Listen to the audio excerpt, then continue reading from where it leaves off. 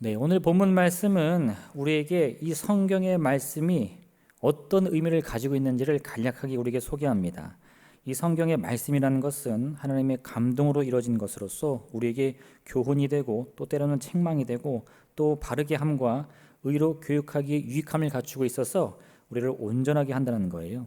그래서 이와 같이 우리를 온전케 하는 하나님의 말씀, 또 그 권능, 그 의미가 무엇인지 함께 살펴보기 원합니다.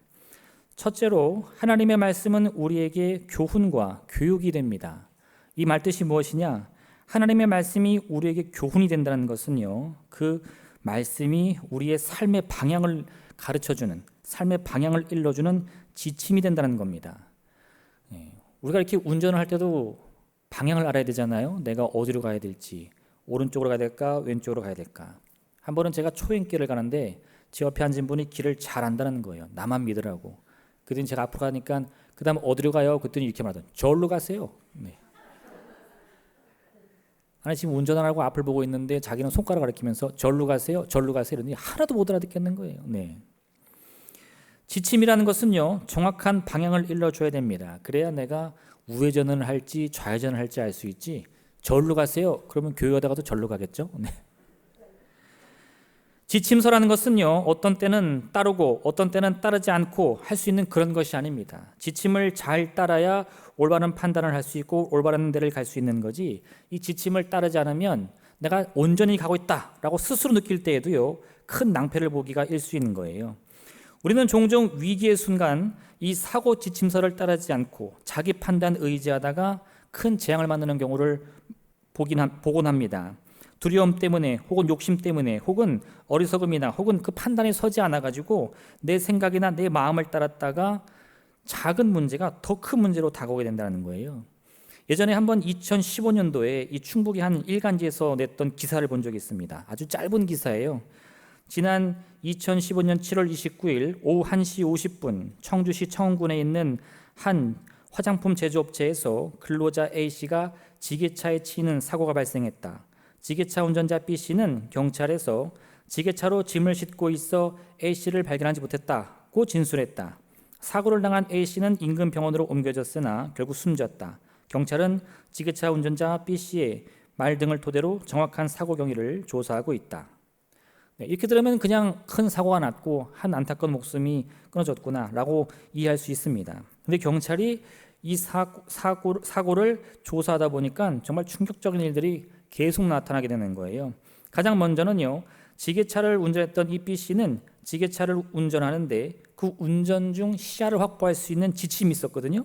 근데 그 지침을 어기고 더 많은 짐을 싣고 운전하려다가 이 앞을 보지 못했다는 거예요. 특히나 또 지침인 그런 게 있어요. 너무나 짐이 많아서 앞을 보지 못하면 신호수를 두어서 사고를 예방하라.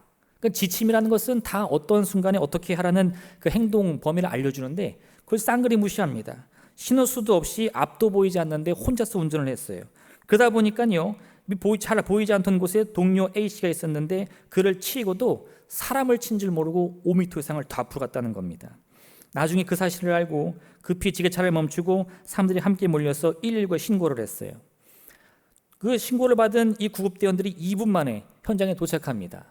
그랬더니 또 그 사실을 아는 회사의 간부가 급히 뛰어나와서 이 산재보험 처리해야 되는 거 아니야? 걱정 근심 때문에 구급대원들을 그냥 돌려보냈어요. 아유, 큰 사고 아닙니다. 잘못 전화 간 거예요. 그리고는 자기들끼리 사고를 수습하려다가 이 A씨를 회사 차에 태워가지고 국도를 타고 이 병원으로 향합니다. 가던 길에 이 공장 가까이에 성모병원이 있었는데 그냥 쑥 지나쳐 버렸어요. 그리고는 저 멀리 있던 한 정형외과 전문 병원으로 갔는데 그 시기에 이미 골든타임을 놓쳐가지고 이 A씨는 병원에 도착하자마자 숨을 거뒀다는 겁니다. 할렐루야. 잘 이해하셨나요? 그러니까 이게 단순히 우연히 그냥 뭐 운이 나빠 난 사고가 아니라 당연히 나지 말아야 할 사고인데 한 사람이 지침을 어기고 두 사람이 지침을 어기고 세 사람이 지침을 어겼더니 어떤 일이 벌어져요? 그냥 단순 사고일 수도 있던 것이 사망사고가 된 겁니다. 사고 지침만 잘 지켰더라면요, 어쩌면 이 사고는 전혀 일어나지 않았을 수 있을 겁니다. 어쩌면 그 중간에 누군가가 또 다시 지침을 지켰다면 사고는 났을지 모르겠지만 이 A씨는 목숨을 건졌을지도 모르겠어요. 지침이 왜 필요합니까? 그것은 아주 큰 문제가 다가와서 우리의 마음과 생각, 그 판단력을 흐릴 때에 내가 어디로 가야 될까? 그 방향을 가장 안전하게 일러주기 위해서인 거죠. 급박한 순간이 되면요, 내 생각이나 이성이 마비되게 있습니다. 나는 올바른 생각을 하고 있다고 판단하는데 그렇지 않아요. 이 사람이 당황하게 되면요, 이 앞뒤를 구분을 못합니다. 이 오른쪽 왼쪽도 구분이 잘 안 가는 거예요. 그래가지고 그렇게 마음이 막 덜컥 겁이 나고 두려움이 몰려오면 해서는 안 될 행동도 옳다고 생각해서 즉시 하게 되는 거죠.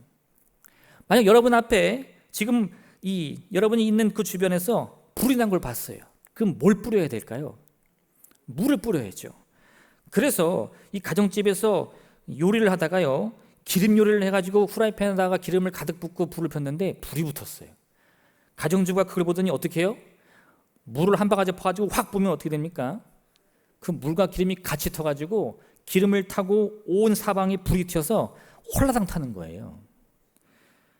우리의 이 이성 가운데는 불을 보면 물을 뿌려야 된다는 게 있습니다. 근데 사고주시면 그렇게 되지 않아요. 기름이 불이 붙었을 경우에는 그 기름을 끌 수 있는, 기름에 붙은 불을 끌 수 있는 그 전용 소화제를 뿌리라고 되어 있다는 거예요. 그걸 알아야지 주방에 그거를 두부해 놓고 있다가 위험한 순간에 물을 뿌릴 게 아니라 이 소화기를 켜서 뿌릴 텐데, 그 지침을 모르거나 그것을 무시하고 내 판단, 내 생각을 따르면 아유, 불은 물로 꺼야지. 그리고 그냥 물을 확 끼얹어버린다는 거죠. 하나님의 말씀이 우리에게 지침이 된다는 것은요, 그것은 따르면 좋고 안 따라도 그만이다 라는 이런 선택의 문제가 아니라는 겁니다.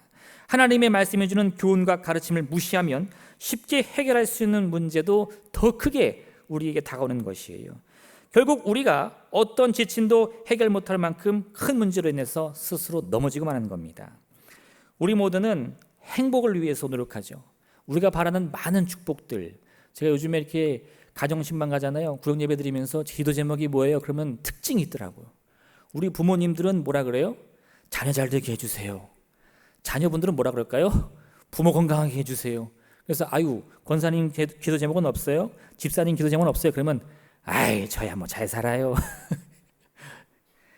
그렇게 가족들 서로가 내 가족이 행복하기만을 바라면서 기도 제목을 내는 걸 제가 봤는데, 왜 그런 수많은 기도 제목들, 지금 내 문제도 급한데 우리 엄마, 우리 아빠, 우리 아들, 우리 딸 이런 제목들을 이렇게 이야기하면서 기도를 할까요? 행복하기 위해서죠. 행복하기 위해서. 행복을 위해서 건강을 바라고 행복을 위해서 성공을 바라는 겁니다. 우리가 진정한 행복한 삶을 바란다면요, 이 행복에 대한 지침이 있어요. 그게 뭘까요? 하나님의 말씀이라는 거죠. 우리가 흔히 접하는 이 성경의 말씀들이 사실은 우리로 하여금 행복한 삶이 어딘지를 일러주는 지침서와 같다 이겁니다. 성경의 말씀을 우리가 잘 읽으면서 곱씹어 보면 지금 내가 이 삶의 현장에서 어디로 가야 행복을 찾을 수 있는가, 그 방향을 알 수 있다는 거예요. 우리는 이 행복을 향해 나아가는 가운데 있어서요, 많은 사람들이 참으로 바쁜 인생을 삽니다. 때로 어떤 가정을 보니까 가족들이 몇 명 있지도 않은데 온 가족이 함께 모여서 식사할 시간도 없습니다. 아빠는 새벽 일찍 나갑니다. 엄마도 일이 바빠 나갑니다. 아이들도 공부 때문에 새벽같이 나가면 저녁 늦게 들어오는 거예요. 같이 저녁을 먹으려고 약속을 잡아봐도 시험 때문에 안 돼요, 회사 때문에 안 돼요, 여러 가지 이유로 인해서 그 약속이 깨어지기가 일쑤입니다. 그럼 무슨 생각하느냐? 아유, 이거 밥은 같이 먹어야 되는데. 아니에요. 그래, 바쁘게 살아야지. 공부 열심히 해라. 일 열심히 해라. 왜요? 그러다 보면 언젠간 행복이 다가오겠지, 이 꿈 가지고 사는 거예요. 그렇게 수많은 사람들이 바쁘게 사는 이 와중에 참으로 우리나라가 행복하다, 요즘에 이런 말 많이 듣습니까? 할렐루야. 아멘이 나오세요? 네. 많은 이 학자들이 연구해서 우리에게 숫자를 보여주는데, 이 대한민국이 전 세계에서 잘 사는 나라냐? 그럼 맞다는 거예요. 10등 안에 든다는 거예요, 우리나라가. 근데 우리나라가 행복한 나라냐? 그럼 대답을 못합니다. 모르겠는데요. 많은 사람들이 행복하기 위해서 수고하고 노력하고 땀을 흘리는데 왜 그 행복은 저 멀리 있어 보입니까? 하나님께서는요, 말씀을 통해서 우리의 삶에 행복을 가져올 방법들, 그 지침들을 다 일러줬는데 사람들은 뭐라고 생각하냐? 행복은 거기 있지 않고 다른 데 있는 줄 안다는 거죠. 성적이 잘 나와야, 좋은 데 취직해야, 이래야 내 삶이 행복하다 라고 하면서 오히려 지침을 무시하고, 아까 제가 앞서도 말씀드린 그 기사와 같이 아유, 짐 좀 더 실으면 어때? 사람 한 명 더 쓰면 돈 나가는데 쓰지 마, 나 할 수 있어, 이런 식으로 자기의 생각과 판단 따르다가 큰 사고를 겪게 된다는 거죠. 여러분, 하나님의 말씀을 따른다는 것은 무엇입니까? 말씀을 나보다 앞세운다는 거죠. 그 요즘에는 이렇게 날씨가 선선해서 그런지 몰라도 길을 걷다 보면 많은 사람들이 이렇게 그 반려동물이라고 해야 될까요? 이 강아지도 그렇고 고양이도 그렇고 산책을 많이 나오더라고요. 어떤 때 보면 진짜 덩치가 조만한 이 강아지라고 하기도 좀 그렇고 개를 끌고 오는데 와 어찌나 사나워 보이든지, 근데도 주인은 좋다고 해서 가는데 이 개가 한번 욱 뛰면 주인이 욱 딸려가는 거예요. 이게 뭡니까? 사람이 개를 따르는 삶이죠. 네. 아유, 그분들 무시하려고 하는 말은 아니고 참 그 모습이 너무 재밌어 보이더라고요. 이게 강아지 개 그죠? 사자만한 개인데 이게 한번 뛰면 그 주인이 힘이 없어가지고 막 딸려가는 게 너무 재밌더라고. 근데 때로는요, 우리가 하나님의 말씀을 따른다라고 스스로는 고백하지만 결국은 내가 그 집채만한 개처럼 하나님의 말씀을 끌고 가려고 한다는 거예요. 나 좀 따라오세요. 그건 주님의 말씀을 따르는 삶이 아닙니다. 지침을 따르는 삶이 아니라 내가 지침이 되려고 하는 삶이라는 거죠. 선지자 요나는 하나님께 말씀을 받습니다. 어떤 말씀이었나요? 니느웨에 가서 하나님의 말씀을 선포하는 것이었죠. 그때 요나의 마음속에 어떤 생각이 들었느냐? 하나님이 내게 주신 말씀이 지침이다, 하나님이 내게 주신 말씀을 따라야 된다, 이런 생각이 아니에요. 어떻게 하면 내가 그 말씀을 이끌고 갈 수 있을까? 그 생각을 합니다. 그래서요, 하나님은 이 요나에게 니느웨로 가라고 했는데 요나는 결국 그 반대 방향인 다시스로 갑니다. 그리고 하나님과 따져 묻는 거예요. 주님이 옳습니까? 제가 옳습니까? 하나님이 네가 그렇게 성내게까지 나에게 따지는 것이 옳으냐? 요나가 지지 않아요. 주여, 성내다가 죽을지라도 제가 옳습니다. 네. 이 용기와 자신감이 어디서 나온지 아십니까? 요나도 무식한 사람 아니에요. 믿음 없는 사람 아닙니다. 만약 요나가 믿음 없는 사람이라면 하나님이 왜 그를 택하셨겠습니까? 왜 그에게 말씀 주셨겠습니까? 아니요, 요나도 하나님 잘 믿는 사람입니다. 신령한 사람이에요. 믿음 있는 사람입니다. 근데 왜 그 순간만큼은 하나님의 말씀을 따르지 않고 엉뚱한 방향으로 왔을까요? 내가 지침이 됐기 때문인 거예요. 하나님 잘 들어보세요. 제 말 따라야 하나님 행복합니다. 이런 생각이 드니까 용기 있게 제가 성내다가 죽을지라도 제가 옳지 하나님이 틀렸습니다, 이런 말이 나올 수 있다는 거죠. 여러분, 하나님의 말씀을 그저 읽으라는 게 아닙니다. 하나님의 말씀이니까 무턱대고 읽으세요, 무조건 읽으세요, 이렇게 말하는 게 아니에요. 그 말씀을 잘 읽고 잘 이해해야 우리가 그 지침에 따라서 우리의 삶을 바른 길로, 행복한 길로 이끌 수 있기 때문인 겁니다. 할렐루야, 할렐루야. 네, 우리가 매년 분기마다 상반기, 하반기 해가지고 성경 통독을 하잖아요. 90일 동안. 모르셨습니까? 네. 하고 있습니다. 네. 왜 그렇게 힘쓰고 애써서 우리가 매일같이 시간 내서 성경을 읽어야 할까요? 내 삶을 이끌어주기 때문인 거예요. 그 지침서를 잘 읽어야 내가 실수하지 않고, 특히나 위기의 순간, 문제의 순간에 내 판단 따라다가 이를 그르치지 않고요, 나도 모르는 선택을 함으로 이 문제가 해결될 수 있는 기회였기 때문인 겁니다. 하나님의 말씀을 여러분의 삶의 교훈으로 삼으시길 부탁드립니다. 내 생각 없어서가 아니에요. 내 판단이 흐리기 때문이 아닙니다. 나도 생각할 줄 알아요. 나도 배울 만큼 배웠습니다. 그런데 하나님이 나보다 크시다고 인정하기 때문인 거죠. 하나님이 나를 책임지신다고 믿기 때문인 거죠. 그렇기 때문에 우리는요, 그 위기의 순간에, 문제의 순간에 나의 생각, 판단 잠시 내려놓고 십자가 앞에서 기도하는 거예요. 주여, 나를 인도하여 주옵소서. 이 귀한 믿음 가지고 하나님의 지침을 통해서 행복의 길 간 여러분 되시기를 주님으로 부탁드립니다. 두 번째, 하나님의 말씀은 때로 우리에게 책망으로 다가옵니다. 교훈, 가르침이라는 말에는요, 늘 좋은 뜻만 있을 수 없어요. 때로는 그 말씀이 우리를 찌르는, 그죠?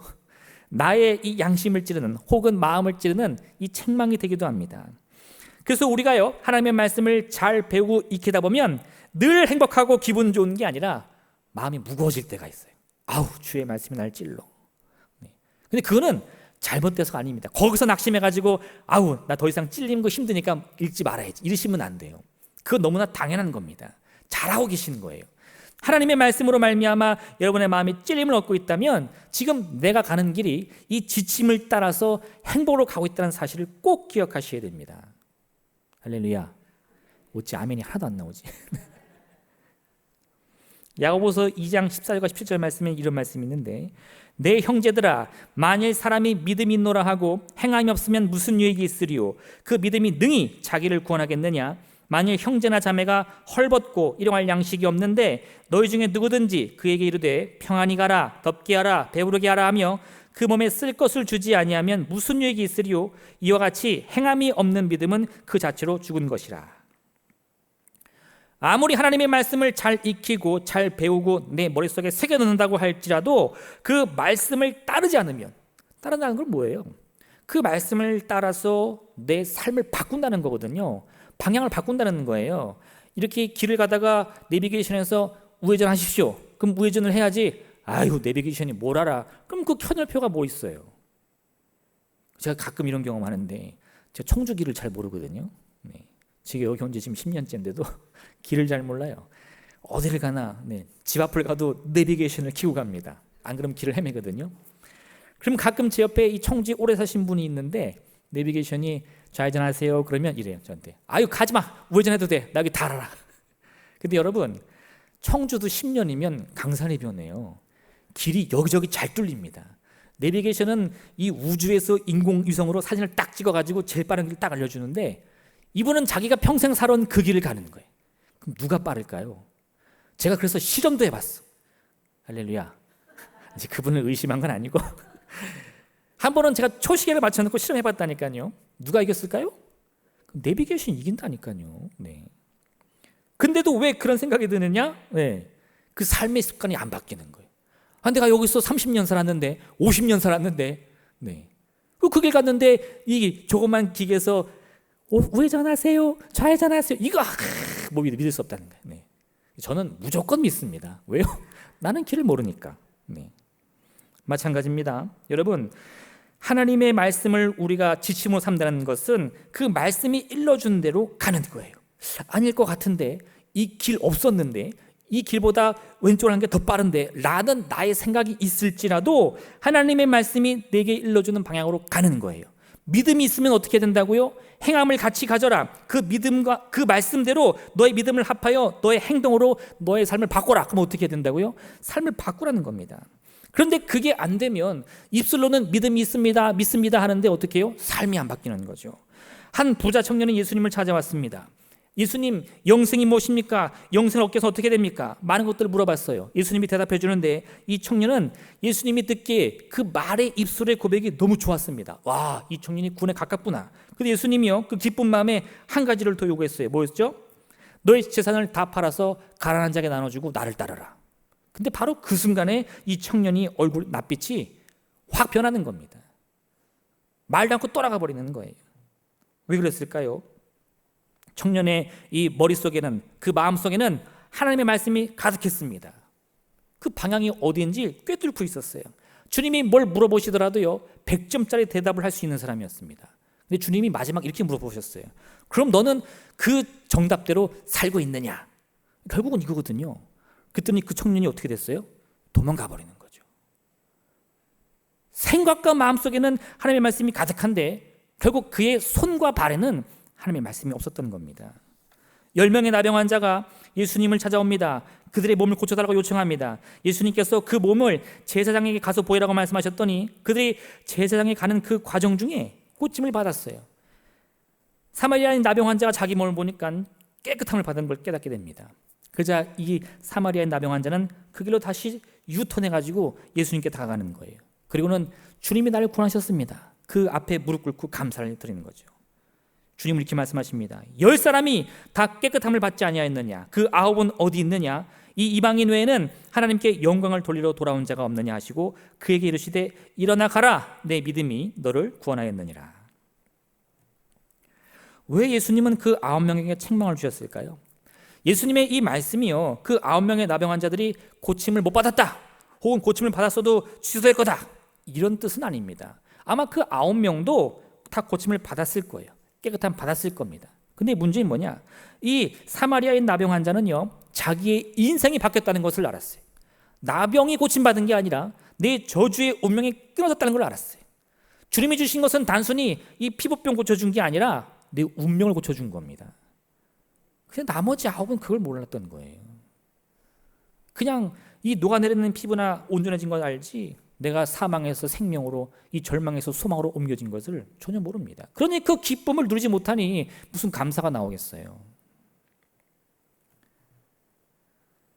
이처럼 우리는 때로 우리 마음의 교만 때문에, 우리 마음의 욕심 때문에, 우리 마음의 게으름이나 나태함 때문에 예수님의 은혜를 받고 누리면서도 그 은혜의 크기를 알지 못합니다. 그 은혜의 의미를 알지 못합니다. 그럼 어떤 일이 벌어져요? 몸은 고침받습니다. 문제는 해결받습니다. 그런데 여전히 내가 절망 속에 있다고 느끼는 거예요. 여전히 내가 이 멸망 속에 있다고 느끼는 거예요. 그 두려움과 괴로움이 사라지지 않으니까 하나님이 은혜 안에 있으면서도 입에서는 원망, 불평이 계속 튀어나오고 주 앞에 감사 못하는 겁니다. 이 길을 돌이킨 나병 환자는 무엇 때문에 예수님을 찾았을까요? 이제 다 끝났다는 거예요. 슬픔도 끝나고 고통도 끝나고 절망도 끝났어요. 그러니 그 마음에 이 정말 보일러 끓듯이 솟아오르는 이 감사와 이 기쁨이 참을 수가 없는 겁니다. 지금 내가 고침받았다고 세상에 허락받는 게 중요한 게 아니라 나를 건지신 예수님을 다시 보지 않고는 견딜 수가 없는 거예요. 뛰어가는 거죠.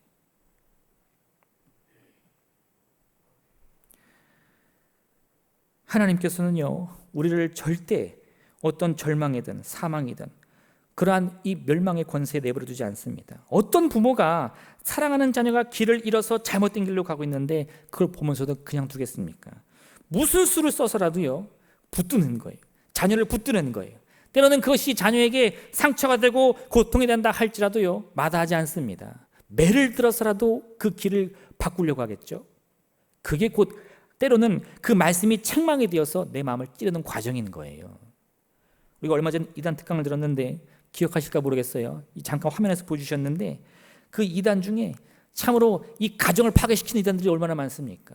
자녀를 속여가지고 하나님은 거짓말도 잘한다 막 이렇게 가르쳐가지고 너 부모한테 거짓말해, 그게 구원받는 길이야, 이렇게 알려주는 겁니다. 그랬더니 자녀가 부모를 속이고 형제를 속이고 가출을 하고 엄마 아빠를 미워하고 그걸 하나님이 구원이라고 생각하는 거예요. 그 자녀가 그런 짓을 해도요, 부모는 어떻게 해요? 회사도 때려치고 직장도 때려치고 그 자녀 구원하려고 거기 앞에 가가지고 피켓 들고 시위하는 거죠. 내 아들 돌려달라고, 내 딸 돌려달라고. 이게 부모의 마음입니다. 당장 내일 밥 걱정하는 게 부모 마음 아니에요. 내일 굶더라도 내 아들을 살려야 돼요. 그 죽음에 빠져가지고 거짓을 깨닫지 못하는 그 자녀를 살리기 위해서 다 팽개치는 겁니다. 여러분, 육신의 부모도 이와 같이 자녀를 사랑하는데 하늘 아버지께서 왜 우리를 그냥 두시겠습니까? 말씀을 통해요. 때로는 그 말씀이 우리의 마음을 무겁게 두를 수도 있어요. 때로는 이 채찍이 되어서 나를 아프게 때릴 수도 있어요. 근데 하나님은 그것을 위해서 뭘 바라시는 겁니까? 우리가 가고 있는 그 절망의 길, 슬픔의 길, 멸망의 길을 빨리 돌이키라는 거예요. 속히 돌이키라는 거예요. 하나님께서 그 말씀으로 우리를 괴롭게 하기 원하시겠습니까? 아니요. 하나님이 바라시는 것은 우리의 행복입니다. 근데 그 행복의 길에서 우리가 벗어난다면 하나님은 책망을 통해서라도 나를 건지시는 분이다 이거예요. 할렐루야. 그래서 여러분, 하나님의 말씀은 무조건 가까이 해야 되는 거예요. 내 마음에 꿀송이처럼 달 때도 하나님의 말씀은 나를 살리는 말씀이지만 때로는 책망이 되어서 나를 괴롭게 할지라도 그건 여전히 나를 살리는 주의 말씀인 것을 꼭 기억하시기를 부탁드립니다. 말씀을 읽으면서 혹은 말씀을 들으면서 하나님의 말씀이 나에게 책망으로 여겨질 때 그것으로 인해서 여러분 외면하거나 불평하지 마시기 바랍니다. 당장은 그 말씀이 너무나 따갑고 아프게 느껴질지라도 결국 그 말씀이 나에게 가르치는 지침이라는 것은 우리의 생명이요 행복인 것을 믿으시길 부탁드립니다. 하나님의 말씀이 책망으로 다가올지라도 우리는 반드시 행복으로 갈 수 있습니다. 왜요? 하나님의 말씀은 그 자체로 우리를 하나님의 생명길로 인도하는 지침이기 때문인 거죠. 이 귀한 믿음으로 언제나 주의 말씀 가까이 하시기를 주의 이름으로 축원드립니다. 마지막 세 번째, 이와 같은 하나님의 말씀을 믿고 의지할 때 우리의 삶이 온전함으로 가는 겁니다. 이처럼 때론 교훈으로, 때론 책망으로 다가오는 하나님의 말씀은요, 그때그때 우리에게 반드시 필요한 말씀으로 나를 채워주는 거예요. 내게 칭찬이 필요할 때는 칭찬의 말씀으로, 내게 책망이 필요할 때는 책망의 말씀으로 다가오는데 그 목적은 뭐라고요? 바뀌지 않아요. 내가 받는 느낌은 달라지는데 그 목적은 바뀌지 않아요. 생명으로, 행복으로. 하나님께서 이와 같은 주의 말씀을 우리에게 허락하시는 것은 우리를 온전하게 하기 위해서. 온전이라는 게 무엇입니까? 부족을 다 채우는 거죠. 어긋난 것을 바로 맞추는 거예요. 하나님의 말씀은 이처럼 우리의 모든 빈잔을 채우고 우리의 어긋난 것을 늘 바로 맞춰주는 말씀입니다. 우리가 하나님의 말씀을 듣고 읽을 때 그 말씀이 힘과 권능이 되어서 우리를 붙들어 주는 거예요.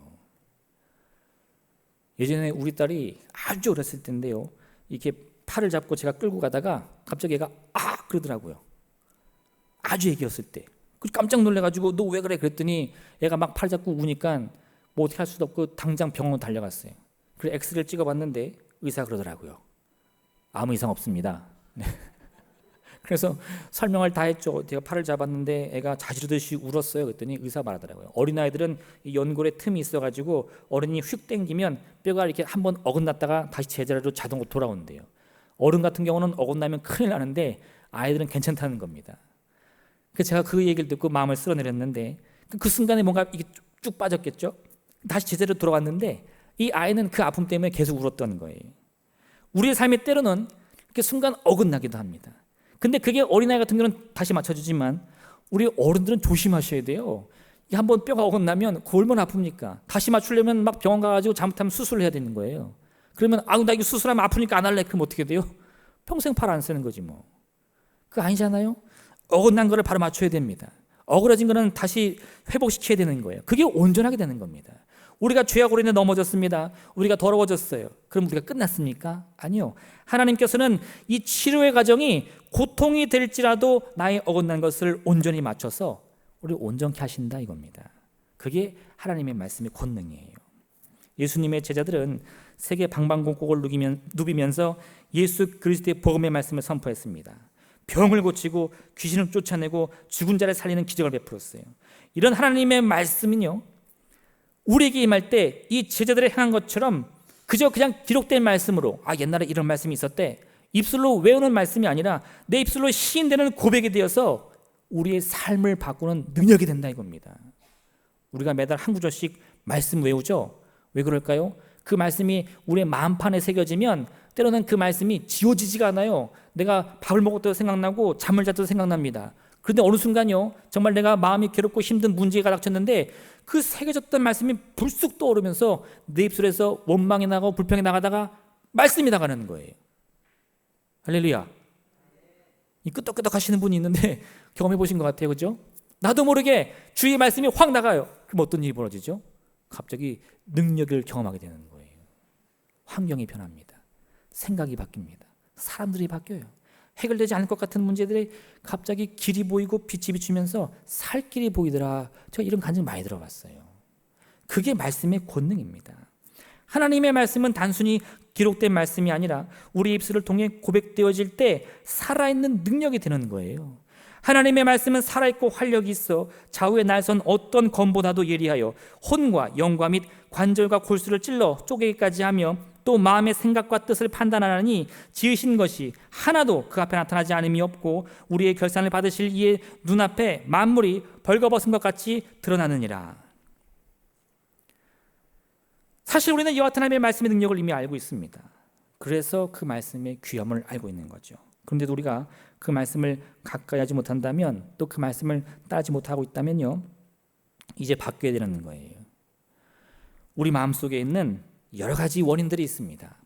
불신이 있을 수도 있고요, 무지함이 있을 수도 있습니다. 교만이 있을 수도 있고, 때로는 게으름 때문일 수도 있어요. 다 아는데도 몸이 움직이질 않아요. 근데 여러분, 하나님의 말씀이 정작 내 머릿속에서, 내 삶 속에서 능력이 되려면 이런 우리의 불신이나 무지나 교만이나 게으름을 싸워서 깨쳐야 됩니다. 왜요? 그런 것들이 하나님의 말씀을 따르지 못하게 하는 방해가 되니까. 나사로가 병들었을 때 그의 두 여동생 마르다와 마리아가 쩔쩔맵니다. 예수님께서 보낸 사람의 소식을 듣고 이 마리아와 마르다의 집에 도착하셨는데 이미 너무 때가 늦었어요. 예수님이 도착하셨을 때는 이미 이 병든 나사로가 목숨을 잃었습니다. 마르다가요, 예수님을 보자마자 달려가가지고 예수님을 맞이하면서 오열하는 거예요.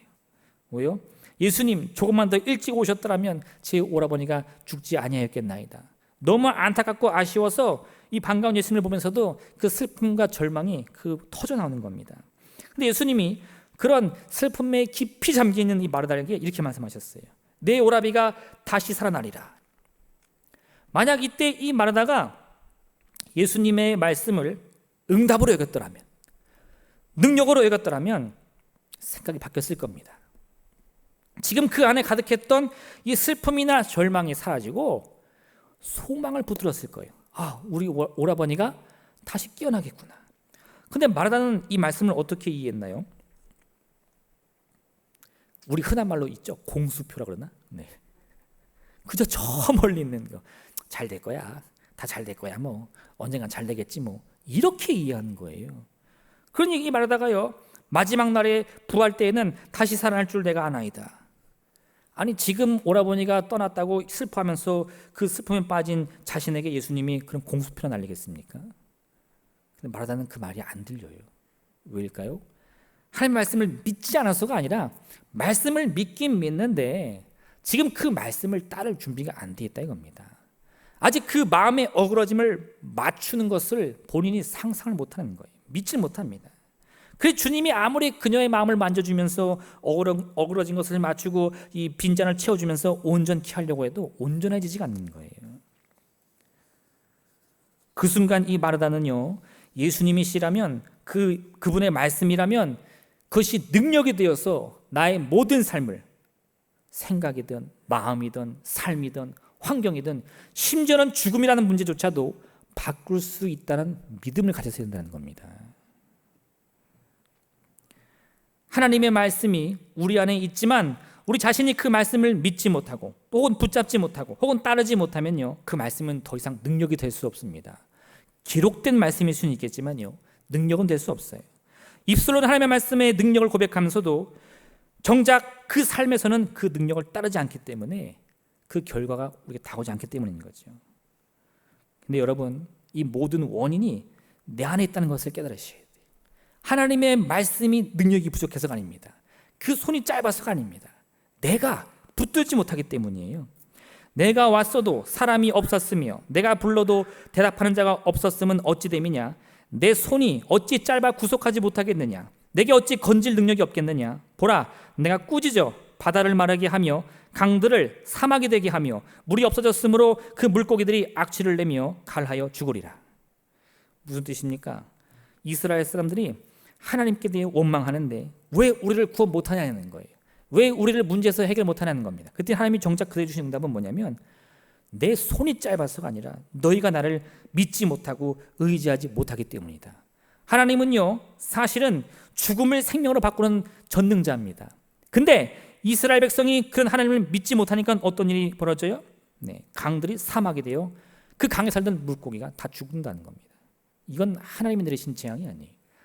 그 믿음이 부족한 이스라엘 백성이 하나님을 저버리고 스스로 선택한 멸망의 결과인 겁니다. 여러분, 하나님의 말씀을 믿는 과정은요, 우리에게 많은 인내를 필요로 할 수 있습니다. 많은 과정과 시간과 노력을 필요로 할 수도 있어요. 근데 여러분, 그 과정을 온전히 견디셔야 됩니다. 그 과정 속에서 내 안에 있는 나태함, 교만함, 안일함, 어리석음, 이 모든 것과 싸우셔야 돼요. 그렇게 우리가 단련된 철과 같이 이 망치의 두드림을 잘 견뎌내야만 정금 같은 믿음으로 그 말씀을 받아들일 수 있는 거예요. 마귀의 관계를 능히 대적하기 위하여 하나님의 전신갑주를 입으라. 우리의 씨름은 혈과 육을 상대하는 것이 아니요 통치자들과 권세자들과 이 어둠의 세상 주관자들과 하늘에 있는 악의 영들을 상대함이라. 하나님의 말씀을 따르면 행복합니다. 믿으십니까? 근데 사실 그 과정이 편하다고 얘기하지는 않아요. 지금 이 말씀도 뭐라고 합니까? 에베소서 말씀을 보니까 하나님의 말씀을 권능으로 우리가 덧입기 위해서는 내 스스로가 무장해야 된다는 거예요. 믿음으로 무장해야 된다는 거예요. 왜요? 나를 죽이려고 대적하는 원수 마귀가 있으니까.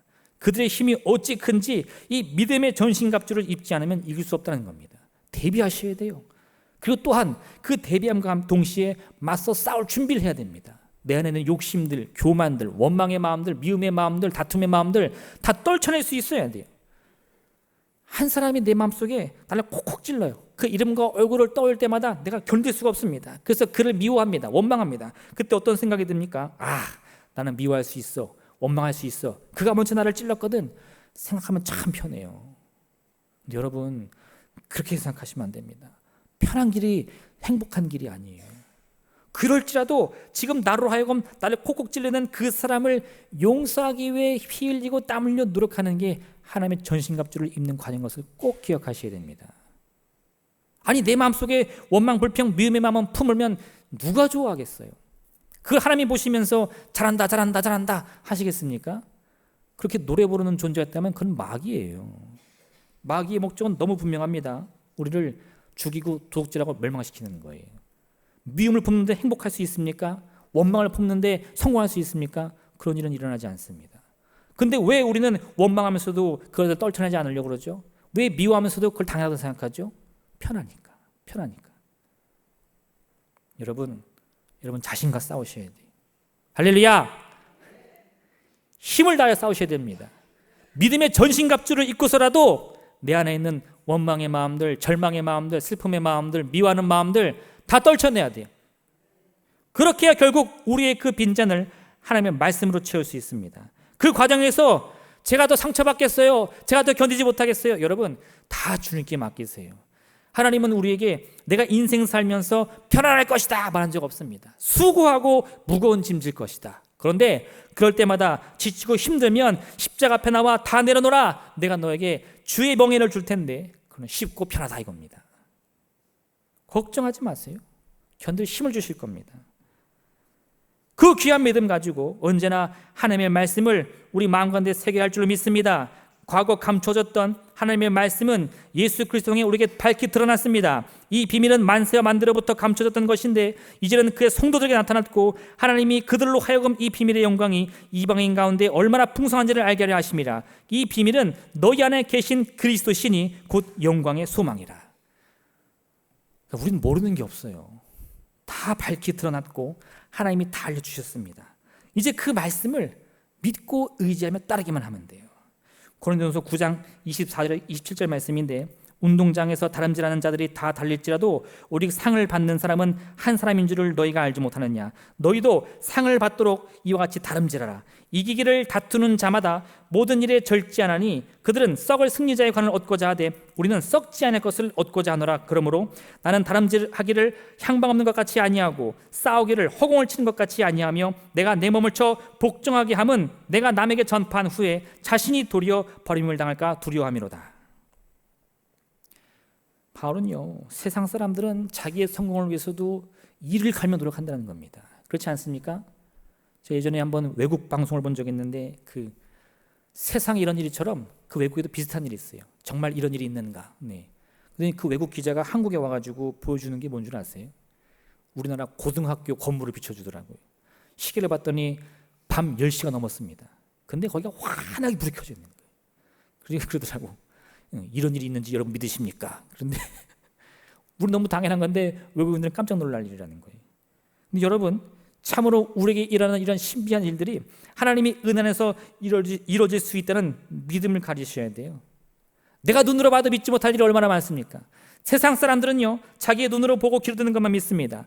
그러면서도 자기 성공하기 위해서 그렇게 밤낮 수고하며 노력하는데 우리는 하나님의 영광을 위해 또한 나의 진정한 생명과 행복을 위해서 나아가는데 어찌 우리의 길이 편안하다 말할 수 있겠냐 이겁니다.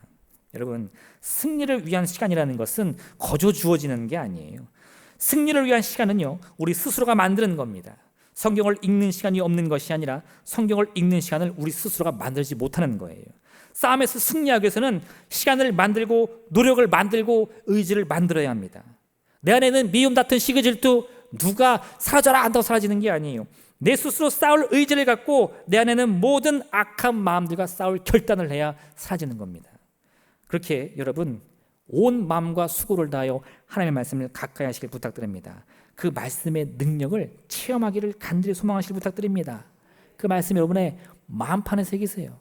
새겨질 때까지 읽으세요. 그리고 그 말씀의 능력이 체험되기까지를 하나님께 간절히 기도하여 2023년 정말 여러분의 마음의 소원이 나의 능력이나 나의 자격이 아닌 오직 하나님의 말씀의 권능으로 응답받아 기적을 체험하는 복된 하나 되시기를 주님으로 축원드립니다.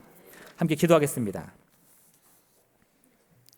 오늘의 말씀을 기억하시면서 하나님 주님의 그 귀한 말씀의 능력을 우리에게 베풀어 주시옵소서. 오직 믿음으로 바라며 소원하며 응답받아 누리게 허락하여 주시옵소서. 우리 아무 자격 없지만 아무 능력 없지만 그리스도 예수의 그 능력 가운데 이름의 권능 가운데 함께 참여하여 그리스도 예수의 부활의 영광에 함께 들어갈 수 있는 귀한 복된 자녀의 삶을 살 수 있도록 역사해 주시옵소서. 주님의 이름 세움으로 간절히 기도하겠습니다. 주여.